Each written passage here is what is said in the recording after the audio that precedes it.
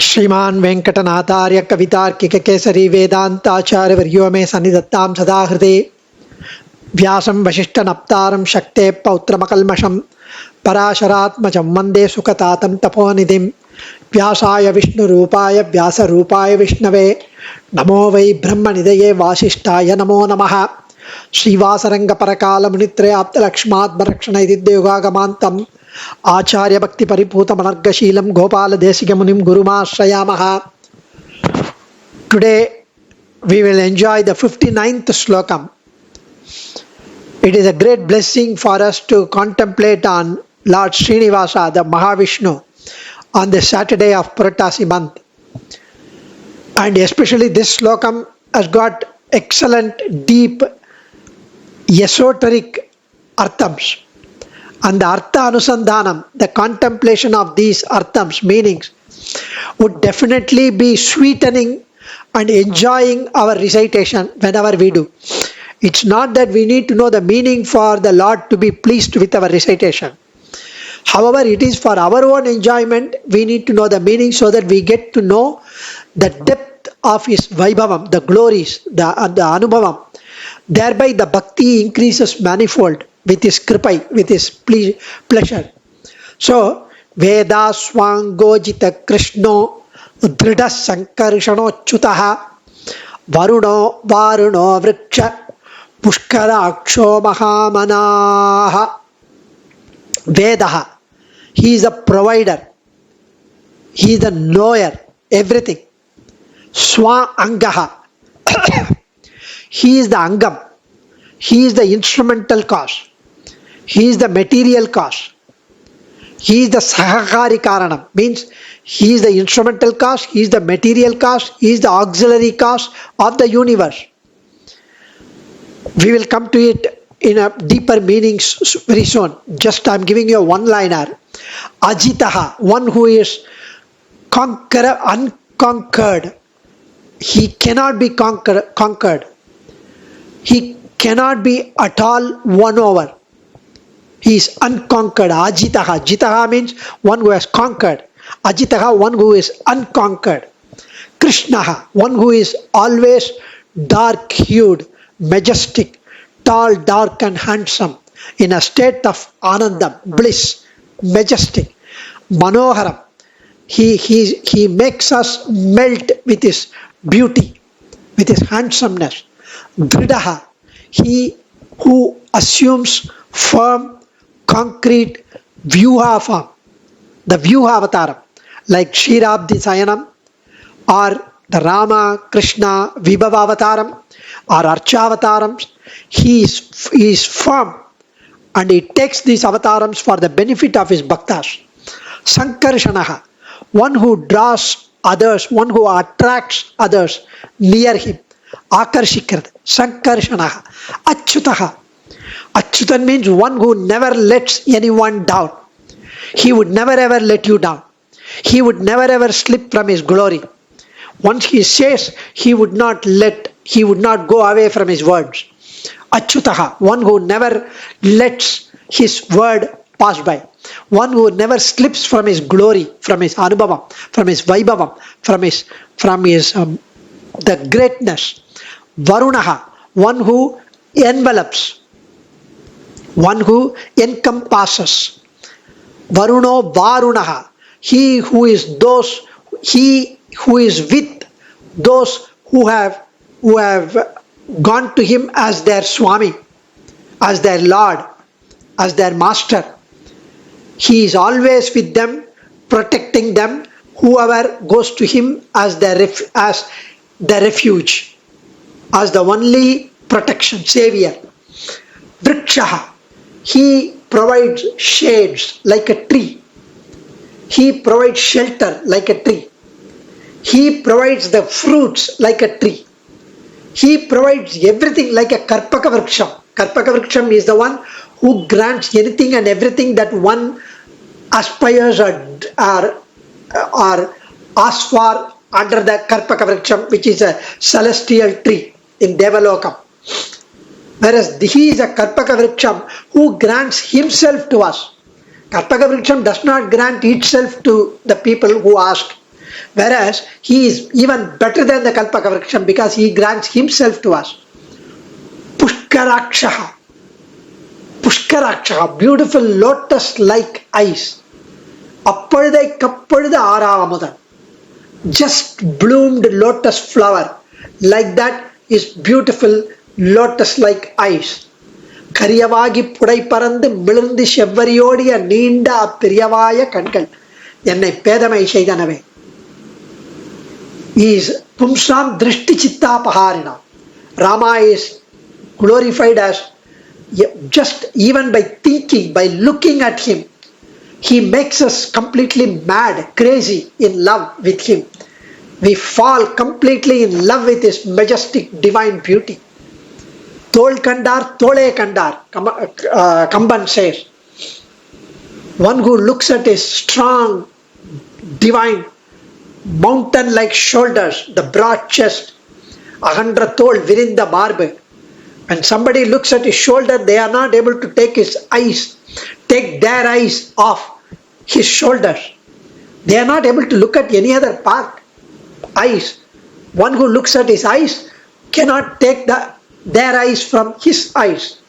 One who looks at the creeper-like nose, the beautiful sharp nose, Achilles nose, they cannot look at anything else. So he has got such beautiful lotus-like eyes. Mahamanaha, one who has a great mind. So lovely names.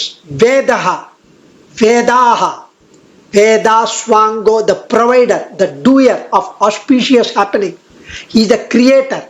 Parasara Bhattar says, Vidadati iti Vedaha. He is the giver, provider of unlimited splendor. Vidadati Kaman Swajnanam iti Vedaha. He gives reference to Kathopanishad. Eko Bahunam Vidadati Kaman. அன்பர்களுக்கு மங்களமான விபவங்களை செய்பவர்.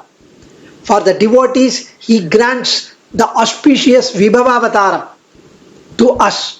Vaibhavam to us. His Vaibhavam to showing that Vaibhavam to us. Sri Shankaracharya mentions that he is the creator. Vidadati Srijati iti Vidata Vedaha. Swa Angaha, he who has marks of sovereignty, the rulership, which are his own. This is my property. This is the one I created.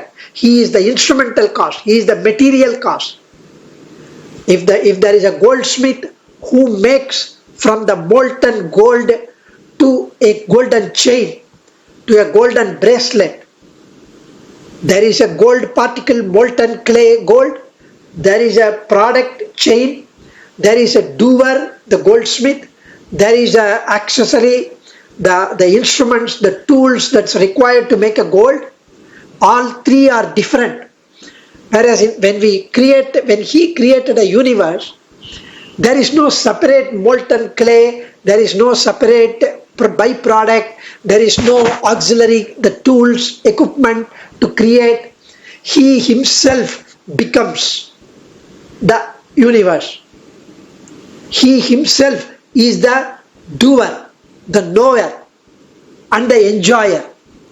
So he is both the instrumental cause, he is both the material cause, he is also the sahakari cause, the auxiliary cause. He who has beautiful, well-proportioned limbs, also swa angaha. He has got a wonderful limbs, the hand, the legs, like with the samudrika lakshanam. He who in the form of the universe moves by himself. There is nothing, there is no one, there is nothing in which he does not exist, he does not manifest. So the term Anga refers to the celestial marks of his sovereignty, his rulership, the chamaram, the other things which are marked, this is mine. He has a flag on everything. On every one of us, he has a stamp that you belong to me. Whether we agree or not, we are his property. He is the supreme king of all worlds. He has the unique marks associated with it. Sri Shankara Bhashyam says, he himself is the instrument in accomplishing his works. The idea communicated is that Bhagavan is the material cause as well as the instrumental cause of the universe, as beautifully mentioned by Swami Sri Chinmayananda. So, such a beautiful manner, the namas, the names are interpreted and enjoyed by our acharyas, by the well-known preceptors. Ajitaha, he who is unconquerable. He who is the chief of the unconquerable place called Sri Vaikuntham. It can never be conquered. He who took the Amshavataram, the sixth Manvantaram, as Ajitaha in churning the Milky Ocean. He who is unconquered in his woe, in his pledge, in his protection, Shapatam, to protect those who performed Sharanagati to him. Aham tva sarva papebhya mokshayishyami ma suchaha. Do not lament, do not fear. I will absolve you of all papams and cleanse off your papams, and I will grant you moksha. Just surrender to me alone. Renounce all other means of reaching me. Just surrender to me, saying, Nirbharo Nirbhayosmi. I have no bharam, I have no bhayam anymore, because I have surrendered myself, the protection of myself, and the fruits of that protection to you, Krishna. So, Ajitaha, Aparajitaha are also names for Paramapada. He is the chief of Sri Vaikuntham.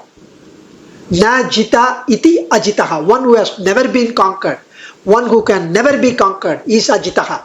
Sri Shankaracharya mentions. So, then Krishna, one who is always in a state of bliss, with his sport, he is dark-hued, he is so handsome, he is so sweet, he is irresistibly attractive to his devotees, with his, not only with his form, with his smile, with his that peacock feather, with his flute, with his divine music, with his smile, enchanting smile, that mischievous naughty smile, that rowdy look, with his infinite kalyana gunams, shaulabhyam, shaushilyam, vatsalyam, motherly care, affection, protecting. He cultivates the earth like a plow and makes it suitable for life forms to form and nourish. He is the one who appeared as Vedavyasa or Krishna Dvaipayana. So Krishna means several, the dark. So I would just touch upon a story called Kanakadasa.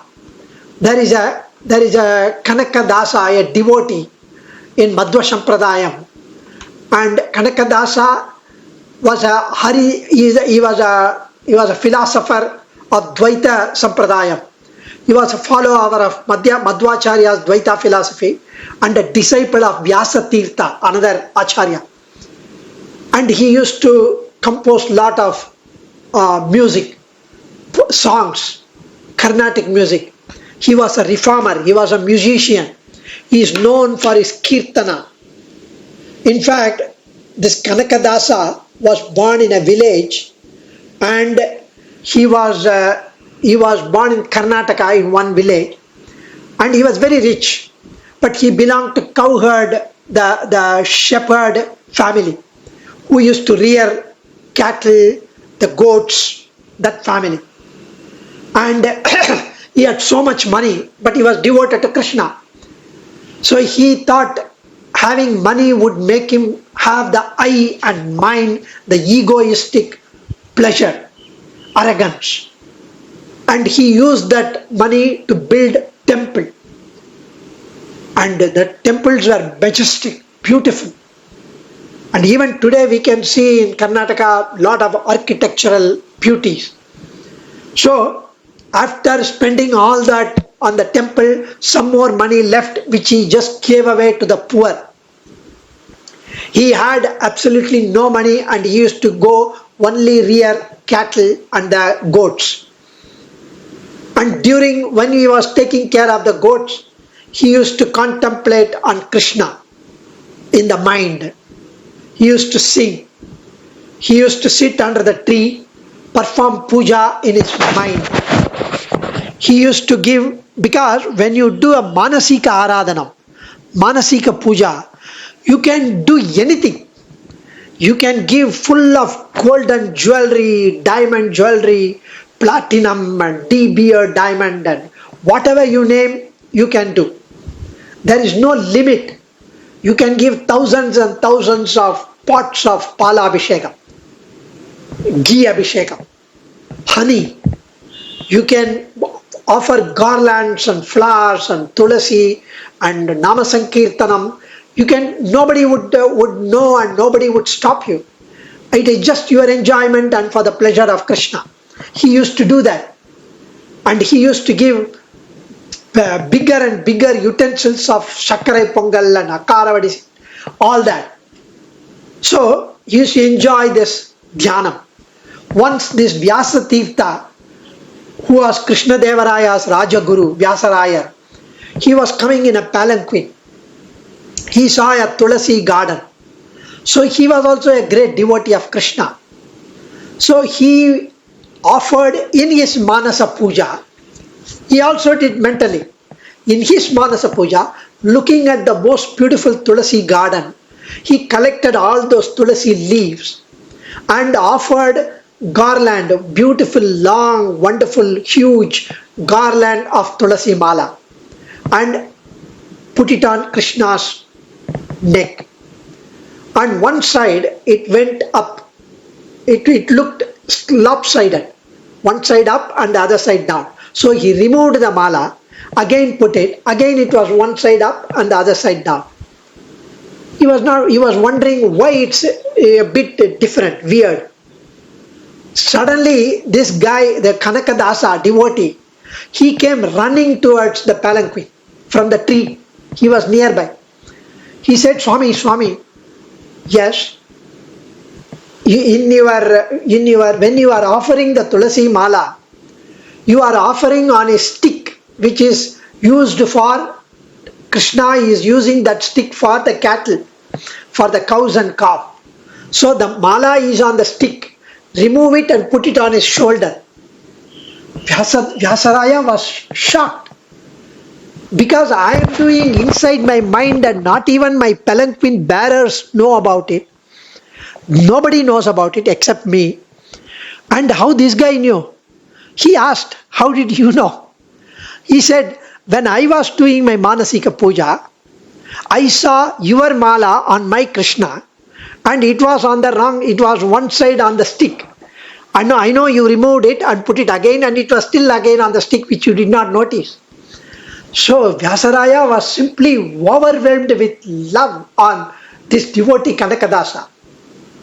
He said, you are such a great devotee of Krishna. So that's how Kanakadasa became Vyasaraya's Sishya. He learnt something from the Upadesams from Vyasaraya.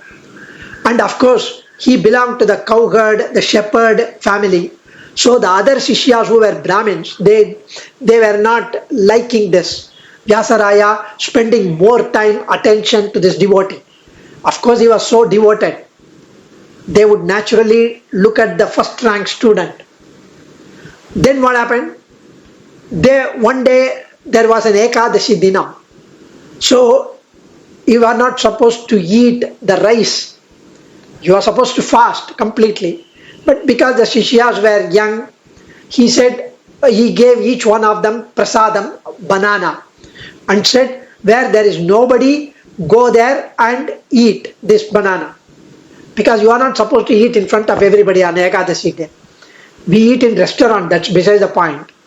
And these people went and ate alone in a hideout place. Whereas Kanakadasa did not eat anything. So he asked, why are you not eating? He said, I could not find anywhere where there is no Krishna. Wherever I went, Krishna is there. I cannot find a hideout. That was his devotion. So, what I was trying to say, Krishna is so devoted, is so attractive, he simply lures people.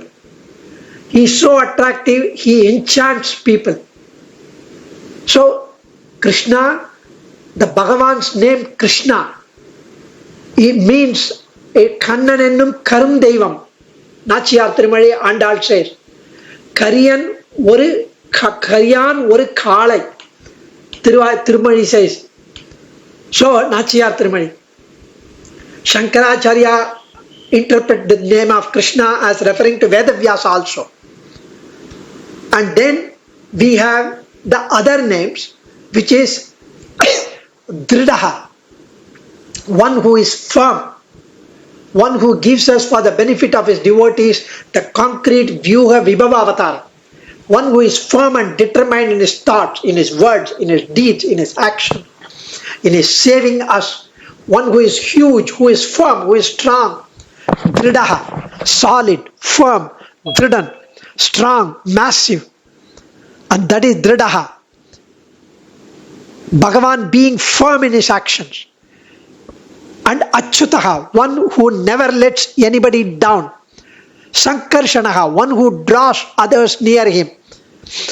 Samsare chit achito atmani samam karshanat samam karsham nayati, means he draws towards himself, towards Krishna, both chit and achit, both the jivatmas and the universe, towards him and unites them, his power of attraction. Why should the jivatma be placed in a body like ours and we are allowed to survive? Think of him, it's all his kripai. Shankaracharya refers to this as attraction, as referring to at the time of cosmic dissolution, Mahapralayam, when Bhagavan draws everything towards himself. That is Sankarshanaha, Achyutaha, one who never slips from his glory, one who never lets his devotees go away, one who undergoes no modification. Adhikaraya Suddhaya Nityaya Paramatmana. So he never undergoes modification such as birth, growth, decay, disease. His birth is divine. He is not bounded by karma. Chuti means fall. Chuta means fallen. Achyuta means one who has never fallen from his true nature. Achyutaha.